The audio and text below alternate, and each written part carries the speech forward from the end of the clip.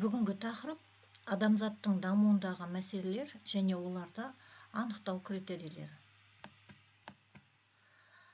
Адамзат қоғамы дамуында айрықша оқиғаларға толы болған 20 ғасыр шиеленіскен, шешімі кезек күттірмейтін ғаламдық мәселелермен де әйгілі болды. Ресейлік ғалым Максаковскийдің анықтамасы бойынша, алдарыңызда тұр Максаковский, ғаламдық мәселелер деп бүкіл әлемді, барлық адамзатты қамтитын, адамзаттың бүгіні мен ертеңіне қауіп төндіретін және шешілу үшін барлық елдер мен халықтардың бірлескен әрекеттерін талап ететін мәселелерді атайды. Бірінші сұрақ: ғаламдық мәселелерді анықтау критерийлері. Ғаламдық мәселелерді аймақтық және жергілікті мәселелерден бірнеше критерийлер бойынша айырмашылық жасайды. Ауқымы: ғаламдық мәселелер бүкіл дүние жүзін, бүкіл адамзатты қамтиды. Маңыздылығы: адамзаттың қазіргісі мен болашағына қауіп төндіруіне байланысты дүние жүзі елдерінің барлығы үшін өзекті болады. Шешімінің күрделі болуы: шешімі бірігіп күш жұмсауды барлық мемлекеттер мен халықтардың біріккен әрекетін қажет етеді. Сипаты жағынан ғаламдық мәселелер әртүрлі болады. Олардың маңыздылары қатарында бейбітшілік пен қарусыздану мәселесін, экологиялық мәселені, энергетика және шикізат мәселелерін, демографиялық мәселелерді және азық-түлік мәселесін атауға болады. Есте сақтаймыз. Ол 92-ші суретте берілген. Яғни, 92-ші суретте көріп тұрғандарыңыздай, адамзаттың негізгі ғаламдық мәселелері берілген. Ол: бірінші, бейбітшілікті сақтау мәселесі, екіншісі азық-түлік мәселелері, үшінші, экологиялық мәселелер, төртінші, энергия және шикізат мәселелері, одан кейін демографиялық мәселелер және дүниежүзілік мұхитты игеру мәселелері.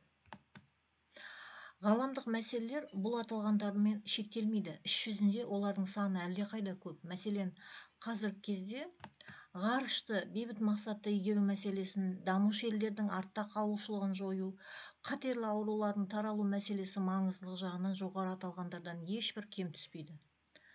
Ғаламдық мәселелердің пайда болуына және одан әрі шиеленісіне көптеген факторлар әсер етеді. Оны сіздер 93-ші суреттен көре аласыздар. Яғни 93-ші суретте көріп тұрғандарыңыздай, ғаламдық мәселелерді күшейтетін факторлар: ол жаппай қырып жоятын қару түрлерін жасау нәтижесінде адамзат өркениетінің тіршілігіне қауіп төнуі, адамның шаруашылық әрекетінің табиғи ортаға кері ықпал ету арқылы экологиялық жағдайдың нашарлауы, дамыған елдер мен дамушы елдердің әлеуметтік-экономикалық даму деңгейлері арасындағы алшақтықтың ұлғаюы, табиғат ресурстарын пайдалану қарқынының күрт артуынан сарқылатын ресурстардың азаюы.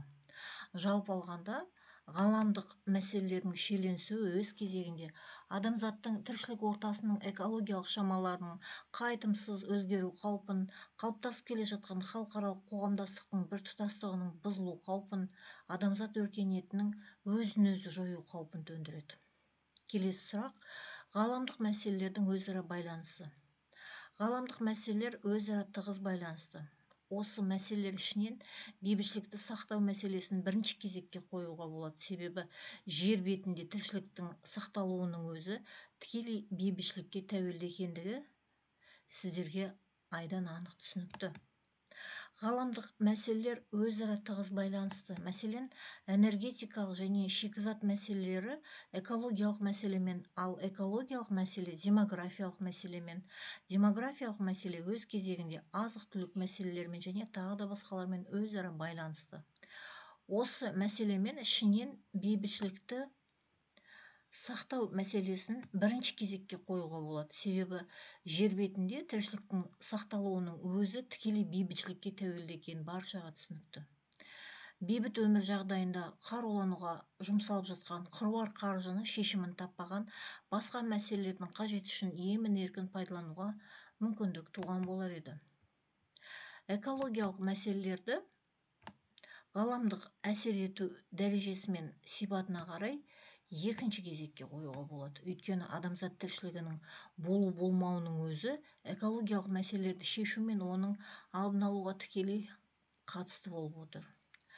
Демографиялық және азық-түлік мәселесі өзара бір-бірімен және экологиялық мәселемен, сондай-ақ шикізат мәселесімен де тығыз байланысты.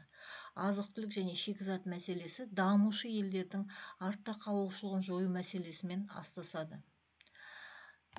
Дүниежүзілік мұхит мәселесі басқа ғаламдық мәселелермен тығыз байланысқан, мұхит ресурстарын пайдалануға, шикізат, энергетикалық және азық-түлік мәселелерін шешуге көмектеседі. Түптеп келгенде бұл мәселелердің барлығын бүкіл адамзат баласы бірлесе отырып түбегейлі түрде шешуі қажет. Видеоға лайк басып, каналыма жазылуды ұмытпаңыздар.